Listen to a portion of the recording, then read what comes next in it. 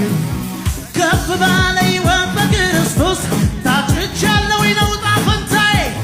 የሆንኩትን ሁሉ ሆኖልኛል በደም ተፈጽሟል። ጎዳኔ ያለቀ ነው ያኔ ድሮ የኔ ጉዳይ የኔ ኑሮ በቀራንዮ ተራራ ላይ ተፈጽሟል።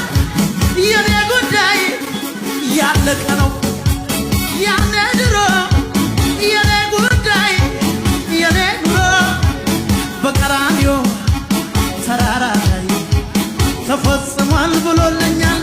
ስለዚህ ይሆንልኛል ይሳካልኛል ስጋት ሰፈሬን ከራቀ ሰንበት ብሏል። ይሆናል